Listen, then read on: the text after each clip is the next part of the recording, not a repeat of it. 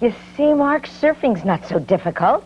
Why don't you loosen your tie and enjoy it? Yeah, but you know, Annette, I didn't think it'd be possible to wear a business suit and surf at the same time. This is fun. Yeah, that's right. And you know what's really great is to have a delicious, nutritious snack while you're surfing, like these peanut butter crackers. Peanut butter and crackers and surfing, Annette. This is really something.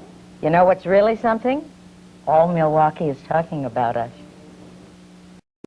Instead, when she left the clubhouse, she became a Disney movie star, and later she landed on a beach with Frankie Avalon. Annette Funicello. Annette?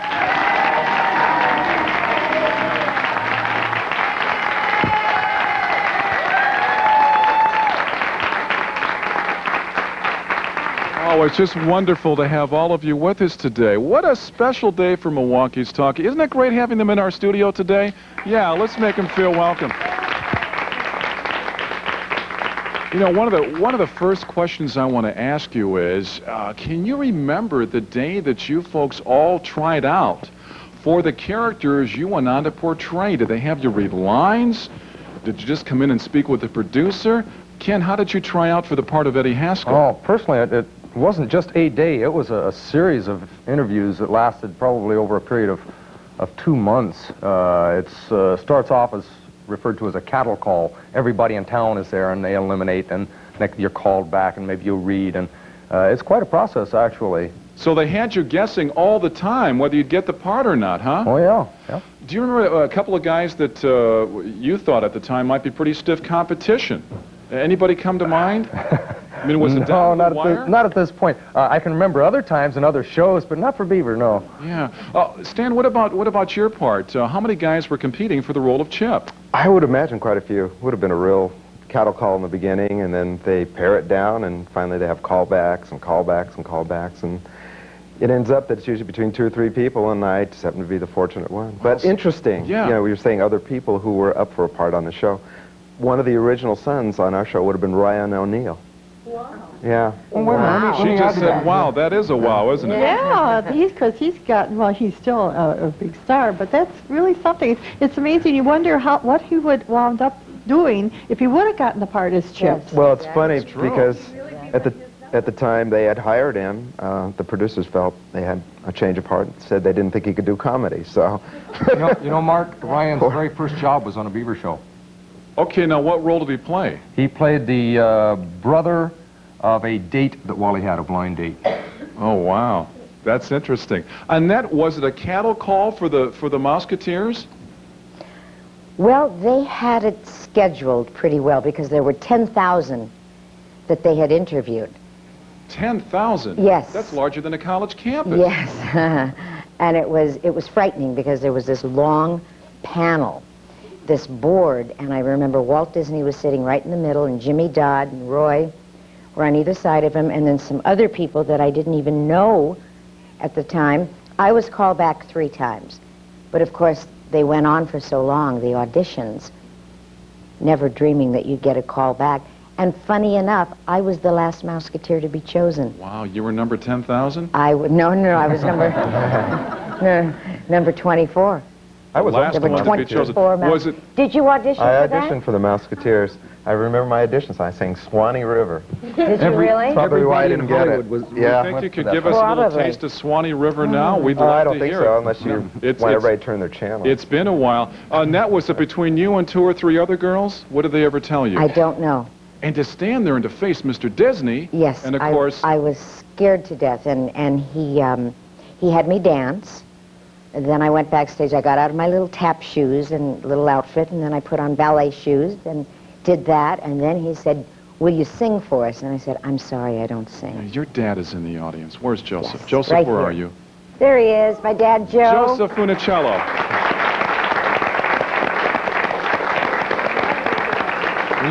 Someone just said you must be proud of your daughter. You're stage door mom, too? Yeah. I want to go talk to Joe. Joe, what's the last thing that you told Annette before she tried out for the part as a Musketeer? Do you remember the last thing you told her? I wasn't with her all the time, her mother more than I was, but I just said, behave and do everything right. Behave and do everything right. What was the waiting like for her? Now, did you have to wait long before they told you were the one? Well, with these guys, it was a couple of months. What was it like for you, Annette? Yes, about the same. Wow. About the same. Your favorite episode. Can I tell you my favorite episode? I can probably with this tell you guy, what it is. when you dropped out of high school and got the job at the gas station and you were making money, you bought a car, but your friends wouldn't come around because they were still in school, and you got depressed, so you finally went back to school. Mm-hmm. That was my favorite one. That's not the one I would have guessed. Which was your favorite? The most popular one is the practical joke where we pulled the rear end out of Lumpy's car. Several years before American Graffiti did it. Oh, wow. Now, who came up with that idea? Did you have input? Joe Connolly and Bob Mosier was our writers, producers, creators, and they were fabulous. Why did your grandpa and your uncle always wear that silly white apron around the kitchen? There's a lot of people asking that question in America. I don't know. And whose idea was it that they would be so domestic? Somebody had to cook, you know? I mean, why didn't your dad split the cooking duties between his aeronautic design job? Why was it always Bob and your uncle? Well, nobody else could cook, and Fred was always off fishing. As you know, we shot out of sequence, so... You crammed a lot of shows in. That's right. Fred would be there for the first month while we shot, and then we would shoot for 6 months, and he'd come back at the end for another month. That's ideal. And we isn't do it? scenes where, say, for instance, Fred would walk into it. We'd shoot it right up to the moment he's supposed to walk through the door. They'd stop, take a Polaroid, and we'd come back to that maybe at the end of the year where Fred would actually walk through the door. Isn't that amazing, the things that the you audience remembered. has no idea even happened? Yeah. I'd like to talk more about that. And we come back, I'd like to talk about what it's like seeing your own nostalgic reruns and this growing love for you. It's as bigger than it's ever been before. More chat with the superstars from childhood television when we come back with more of Milwaukee's Talk. We're speaking with some of our favorite childhood stars in the 50s, 60s, and 70s. And let's open up our phone lines now at 799-1212. If you have a question for Ken or Stanley or Annette, you give us a call. Now's your once-in-a-lifetime chance to speak with them on Milwaukee's Talking. Go ahead. How do it feel to be a movie star? How does it feel to be a movie star, Annette? That's a good question. How does it feel to be a movie star? How does it feel? Yeah. Well, I have had wonderful experiences with this business, and I'm sorry to say that not everyone would agree with me on that. Having a mentor like Walt Disney was a very, very unique, special experience, and I'm very grateful to him, and I owe everything to those ears, of course.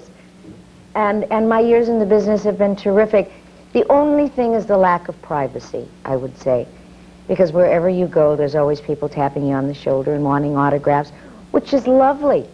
I mean, it's really lovely that people respect you and even want your autograph.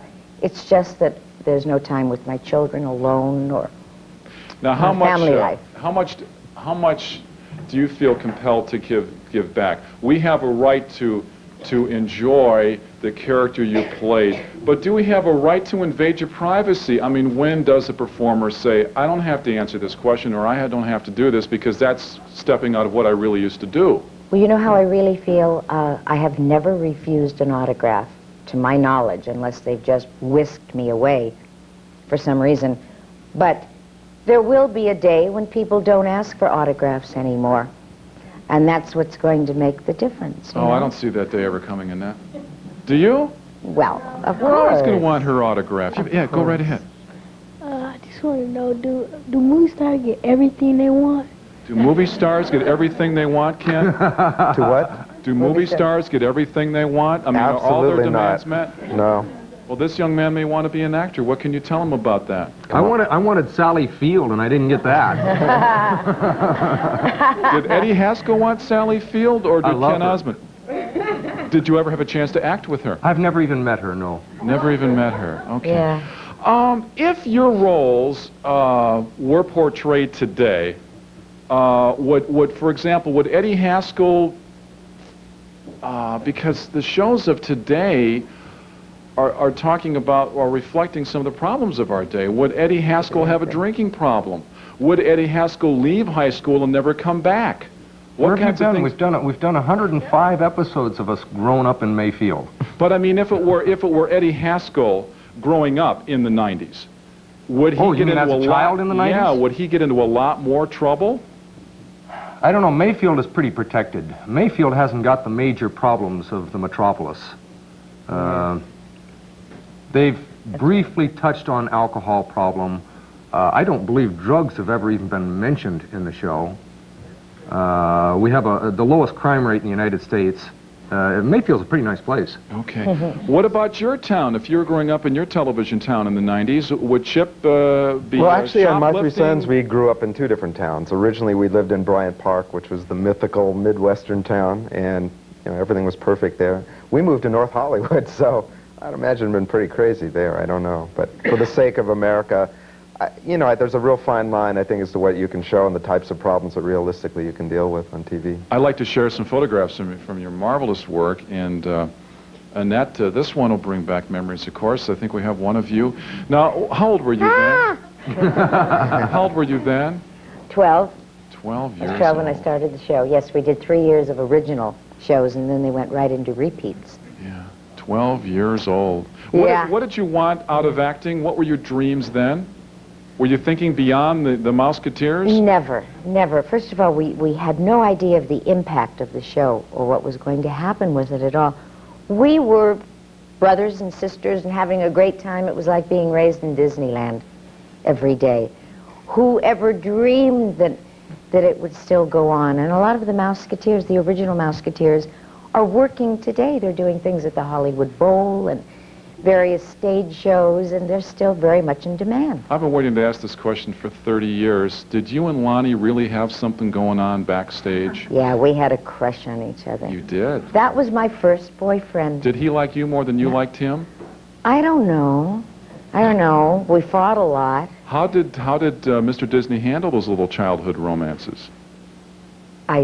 I don't really think he was upset about was anything okay. like that. It's like, would you wear my ring? And then we'd get in a fight and he'd take it back. And, silly little things. You wore like his that. ring for a while. Yeah. That's really sweet. We have a photograph of you, Mr. Douglas, you and your family. Now, that typical American family, huh? Is Bub wearing an apron? I can't tell because He's got to be. Even though you behind can't see it, I can guarantee there's an apron on. You were a cute little kid. Well, What a great head of blonde hair. Yeah. What was it like? Did the writers treat you differently the older you got? Naturally, being 9 years older, you're into different things than when you're 13, 15, you're interested in girls, so we made the progression. Mr. Haskell, I think we have a photograph of you too, sir. And this will bring back memories. Of course, none of you folks have really changed that much. What is this? Well, what episode are we looking at here, Ken? I pretended that Beaver had hypnotized me. Giving him the business, unquote. Yeah. And how did that episode conclude? What were you up to? I mean, you never did I'll tell you the truth, I've forgotten at this point. You had forgotten the episode. We did 234 of them, and they kind of blend together after a while. I guess so. Now, Chip, we have what we affectionately refer to as the, I think a picture is worth 1,000 words. You went through some sort of a transitional stage there. Now, was this portraying your little sister in an episode, or was this a Beatle? No, this was actually a throwback to the hippie generation. This was probably about 1965, when people were growing their hair long. I wanted to have long hair. And I couldn't, but that's one of the things I was talking about. They took that idea and wrote a show around it. That was but a compromise. instead of having real long contemporary looking, what would have been contemporary long hair for then, they got this wig that looked like a blonde of Zsa Zsa Gabor. Oh, wow. You told us during a commercial break that they would watch the way you folks behaved off stage in order to pick up your speech patterns and stuff, so the phrase golly gee was born during a lunch break or something. Can you explain that? What kind of speech patterns would they pick up from you, Ken? Oh, just whatever the current vernacular for kids was in that era. Just, be it cool or, today it's, rad? Is that? Yes. Today it's rad. Everything We is wouldn't have rad. used it then, but... Right. Cool, boss, Or tough. bad. Whatever was... It's bad, current. meaning it's good. Oh, great. When we come Yeah. back, a picture is worth 1,000 words, but a video clip is even better. We'll enjoy some video clips from their programs of the past when we come back with more of the shows. Stay with us. With the Mouseketeers to Disney films to the beach films. Yes, that's right. How And did you bust out of it and they couldn't? I have been very, very fortunate, and I realize that because for some people, and even some of the Mouseketeers that were not able to make that transition, are angry people today. And for me, it worked. And I think Walt Disney was behind me and guiding my career and doing wonderful things for me. People out there are more interested in changing my image than I am. I get scripts where they want me to be a hooker or heavy into drugs, and I just send the script back and I say, no, thank you, I'm not interested. Now, are those standards your standards or the standards that you learned through your association with Mr. Disney? A little bit of both. Yeah. Mainly my standards. I want my grandchildren to be proud of whatever I've done. I mean, and I mean this seriously now. And could she's America, agreeing she with said, me no, 100%. could America stand for Annette to play the role of a lady of the evening? And how would that defame the Disney image? I think terribly. I mean, everything that I have stood for all these years, but that's right, would be in shambles. But you have done some stunts in your career. Have you done your own stunts in the movies? That's what I'm referring to. You've done some pretty dangerous stuff in the movies. You could have drowned in those beach movies. I surfed. You surfed with me this morning. A little morning. bit. By the way, I surfed with you this morning. When Annette fell, almost fell right through the crack in the water. My heart throbbed a little bit. That's right. I felt like I was 6 years old all over again. You brought a clip with one of your stunts from one of your famous movies, and I believe it was called Beach Blanket Bingo. Yeah. And you almost lost your life in this scene. And if this clip is ready to go, let's take a look at what happened when she parachuted out of this airplane right now. Oh, yeah. Take just a second to go to it because this is such an interesting scene. Was this the free fall and we that will I have did? to ask for a moment of silence here because Yes. this is such a courageous, courageous event. We'll get to that in just a second. Here we go. Let's take a look at it right now.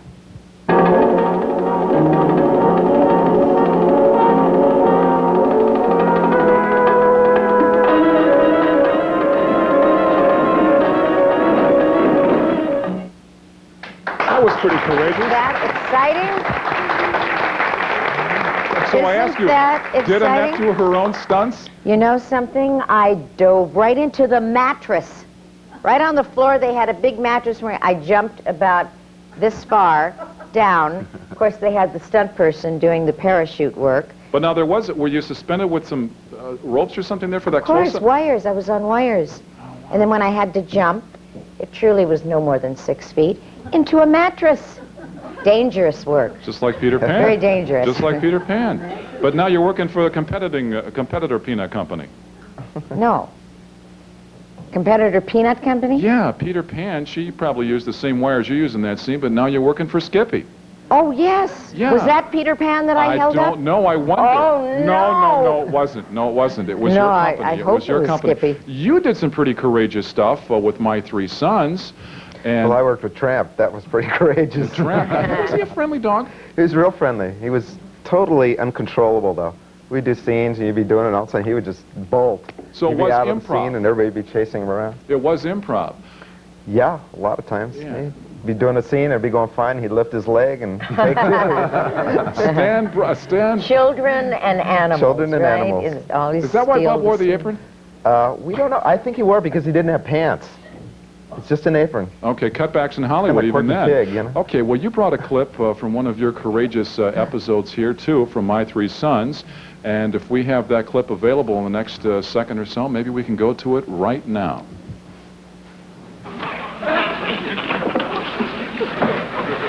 I told you.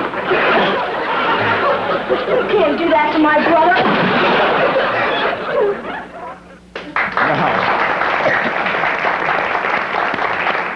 Now, do you do scenes like that at the end of the day? Surely if you shot something like that at 9 o'clock, you would lose it for the rest of the We shot day. everything in that scene, including the close-ups, right up to the moment we started the pie fight and the cake fight. Yeah. And then just started letting them fly. Wasn't that fun, though? We had, it was Frankie and I, in a beach picture. We got to Just do let the it- pie fight. It's a classic. Isn't it great? I mean, you it's see it on the such Three fun. Stooges, and you always want to do Pie it. fights on right. the beach? That's right. Or soupy sales with the pie. Oh, of course, he was the genius with that. Yes. You'd have pie fights on the beach Yes. Yeah, Wow. well, in one particular in one particular scene. Yeah. More nostalgia fun when we come back with more of Milwaukee's Talking, so stay with us.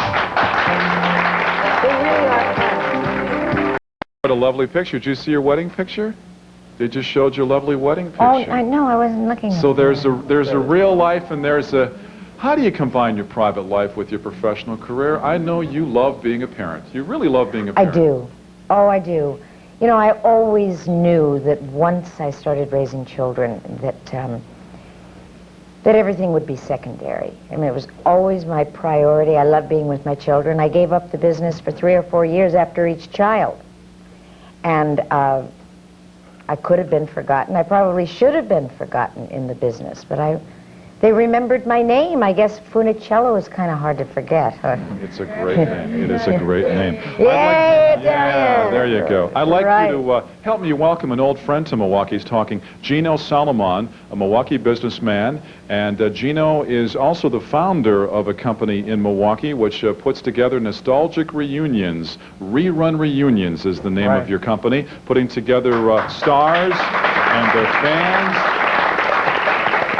And Gino also produces the morning show on WKTI-FM for Ripon and Miller, and it's wonderful to have you with us this morning. Nice to be here. Your first nostalgic reunion, Gino, that you put together was what? The Gilligan's Island reunion with Skipper and Gilligan at Bradford Beach. And I always drove by the beach and always pictured Skipper and Gilligan coming in on a boat. And luckily it happened, and 10,000 people showed up, and we had a great time. It was really You know, when I remember that event, 10,000, I mean, that would impress you, wouldn't it? Definitely. 10,000 people in Bradford Beach. What did you expect? I mean, what was your best expectation? I didn't expect that. I really didn't.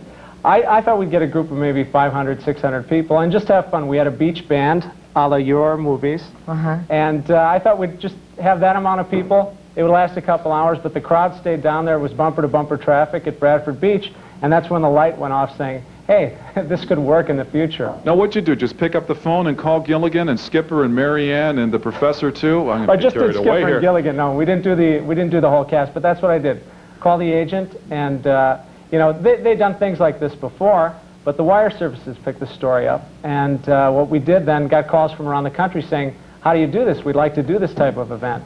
The following year, I brought the Green Acres cast together, and Entertainment Tonight covered that story. And again, the calls came in, so that's when I decided, hey, there could be a business here. Why can't we leave these wonderful people alone? Why can't we just let them get on with their Please lives? do not. Why should we? But I mean, we're not letting you folks go. What is it with us? Well, I think that's the nice thing. We look back and it was a more peaceful time. No problems. Right. That's right. We love to reminisce, especially when times were so good and so innocent. Yeah. Were they really that innocent? Everybody, yes, they were. They really were? Huh? They were. Let's take a question. In the 50s and 60s. I'd like to ask everybody on the panel, who's married and how many children do you have, and how do they react to you being so famous and seeing mom and dad or whoever on TV all the time? Ken, can we start with you? Can you share your personal life with us a little bit? Married 21 years this month. 2 boys. One just turned 16. One is closing in on 19. They both portrayed my sons in the new Beaver show. Those are, in fact, my real sons. As far as reacting to me, it's like me. I have no memories of not being around the industry, so I have nothing to compare it to. They have no memories of, you know, isn't everybody's dad on TV? Yeah, so they have nothing to compare it to. It's just now you're acting now. You've left the police department? Occasionally. No, I'm retired from the police department. Okay. We have completed our new show. I do work with Gino, and I go around. And you would love to act full time again. You really would like to do that. It's fun. I enjoy it. Yes. Yeah. It's hard work.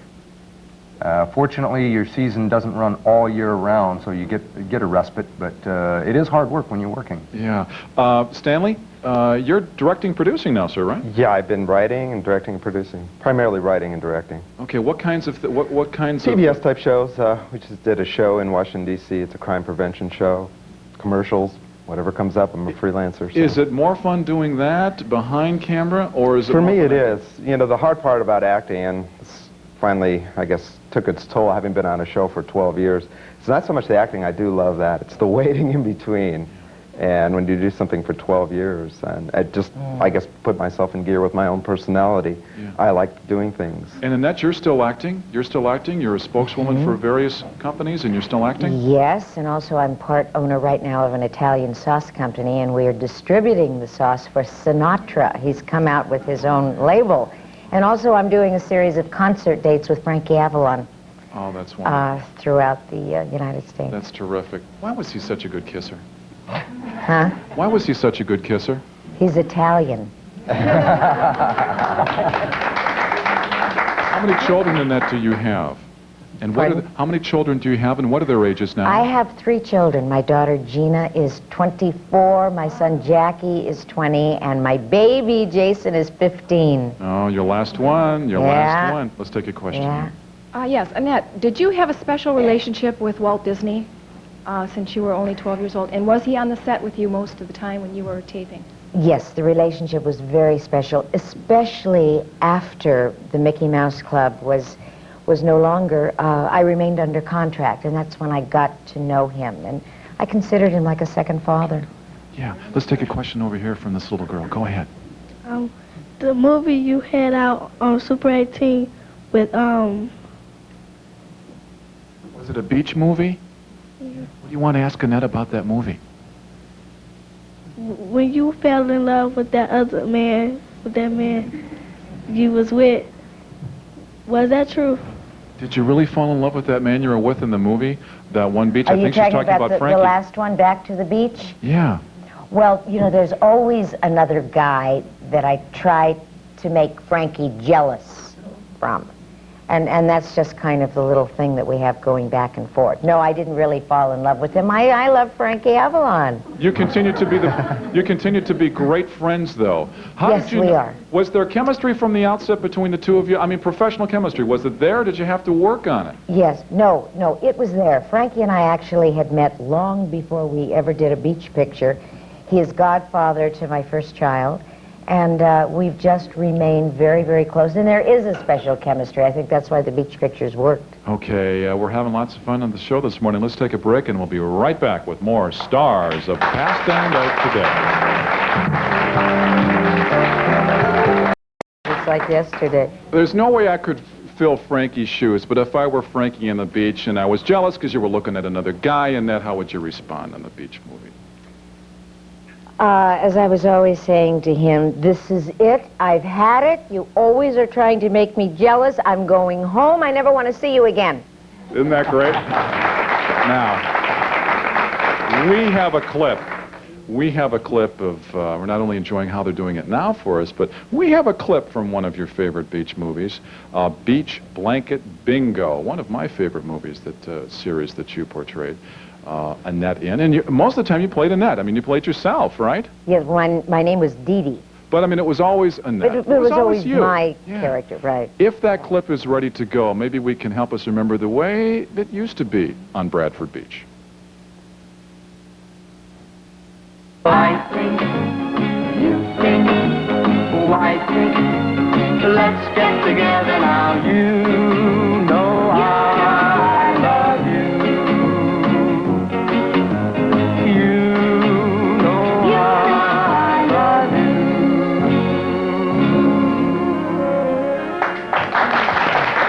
You know, that's so funny. We were walking on a treadmill. Yeah. And I kept tripping and laughing. Annette, do you know how many boys in America would have killed just to take you to the drive-in and buy you a milkshake and just gawk at you and your lovely face for 5 minutes? Do you know how you spellbound boyish America for all those years? And to this day, do you know the power you had over all of us? No. Let me ask your dad, Joe, what was it like knowing every boy in America wanted to take your lovely daughter to the drive-in? It must have driven you crazy. Driving me crazy. Yeah. Was Frankie Avalon even good enough for her? Oh, I love Frank. Yeah. Frank's okay. Frank's okay, but he was always kissing her. Is that okay? Well, that's all right. That's okay, yeah. Let's take a comment. Just friends. Just friends. Let's take a comment back here. Yes, I know Ken was reunited with this cast. I was wondering if Annette and if they've been reunited, you know, like they still see the Musketeers and if he sees his TV brothers. Yeah, reunions. Oh, we have reunion parties all the time.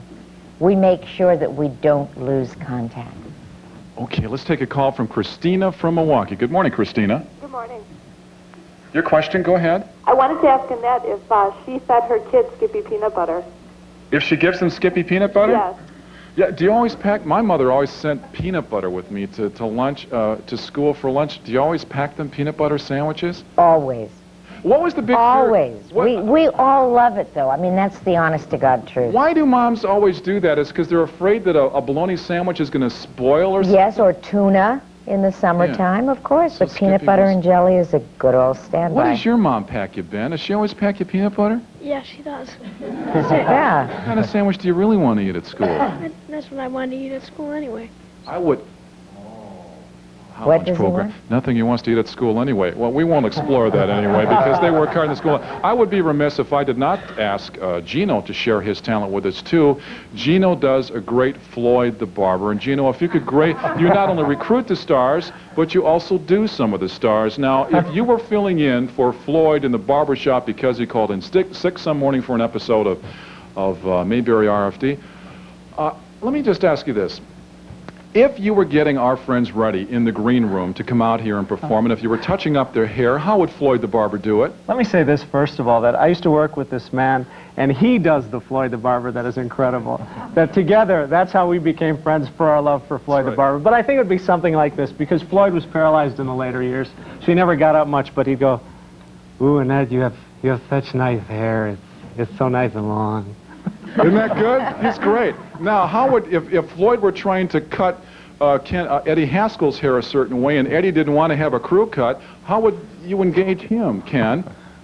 Engage me, Ken? Yeah, you be in character and you be in character here. I want to see how the two of you would get along on the screen. Ken is engaging me, right? Okay, go ahead. You want to get your hair cut a certain way for a big date, right? And Floyd wants to cut it a certain way. How would that work? Hey, listen, don't mess up the pompadour, Sam, because I gotta look great for the gals tonight. Oh, you'll always look great to me, Eddie. Listen, you mess it up, I'm gonna get you, okay? I won't do it, Eddie. You're so nice. You're such a nice guy. That's great. Let's They're applauding this. I can't believe it. Let's take a call from Ruth from Sussex. Good morning, Ruth. Good morning. Yeah. Welcome to Wisconsin, everybody. And I want to ask Chip if he realized that Fred McMurray is from Beaver Dam, Wisconsin. Yes, I knew that. From Beaver Dam. And I believe he's a graduate of Marquette. Fred and his saxophone. Right. What was it like working with him? This is great. I mean, total professional. Very unassuming guy. I mean, for a movie star of his stature, he's somebody that... Very humble. I mean, he drove a station wagon. June would pack a brown bag for lunch. He's just a totally normal guy. You know, Now, just happened to be a movie star. The folks who portrayed parental figures on screen, would they treat you like they were your parents off the screen? Would the parents in your show treat you as their son?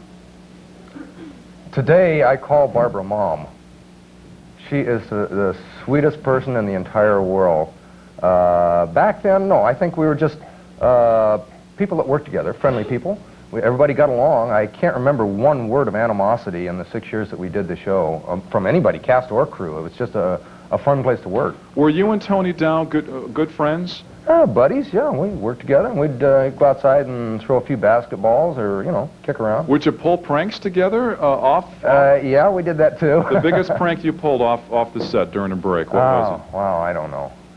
So many years ago, and they usually weren't major things, just little tricks here and there. I remember you devil. I remember when you got Wally kicked off the track team for throwing towels in the locker room. I didn't do that. He threw the towel. Well, he says you did it. I got it on film. He did it. And Lumpy didn't go out for track, did he? He was too big. Right. Yeah, but I was water boy. Yeah, you were the water boy. See, I got my letter. Here, see? I lettered in water boy. Isn't that wonderful? Yeah. Did the cast treat you as a child all the time, and how did they deal with it when you grew older? Yeah, we all got along like real brothers. In fact, one of them was my real brother, Barry. Played Ernie. That's my real brother on the show, and also my real brother in real life. Yeah, what was it like acting with a real brother, though? Great. Yeah, we got along great. I mean, we shared a dressing room, we shared a bedroom at home, so we had to get along. Exactly. I guess so. That's right. I guess so. We'll come back with some more fun in just a minute, so don't go away.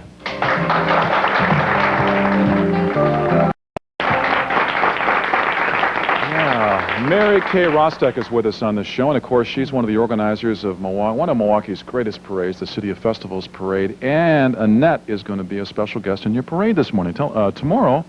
Tell us about that. Well, we're very excited to have Annette and Frankie Avalon as our celebrity grand marshals for the parade. Also, we're going to have Mr. McFeely and Snoopy and Charlie Brown, and just a lot of fun.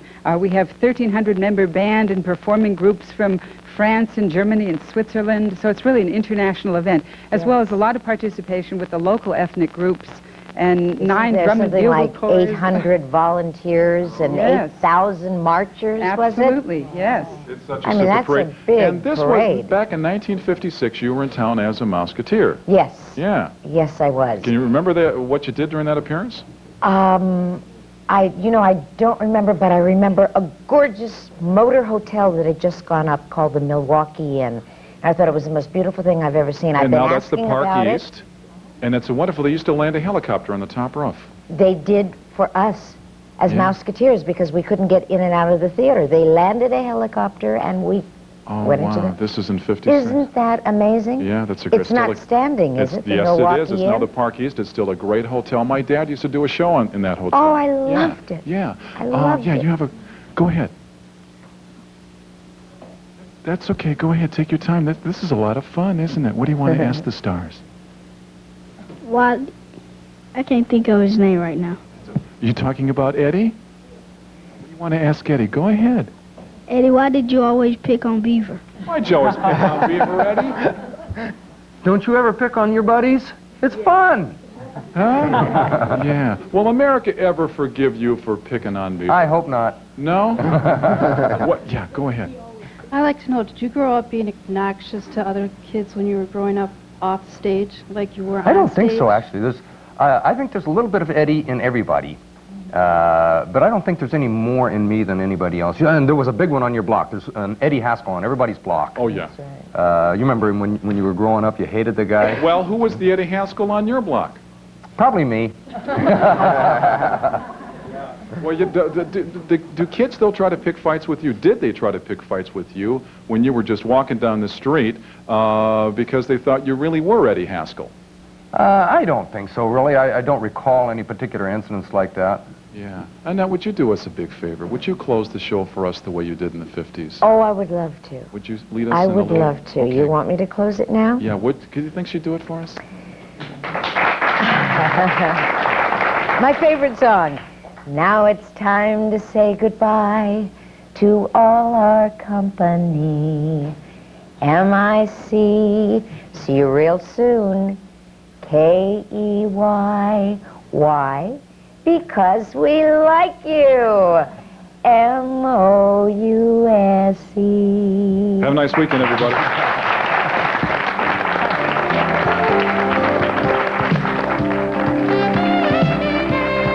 Makeup for our guests provided by Ashley's Hair Design. Mark Secret's wardrobe courtesy of Conn's Clothing.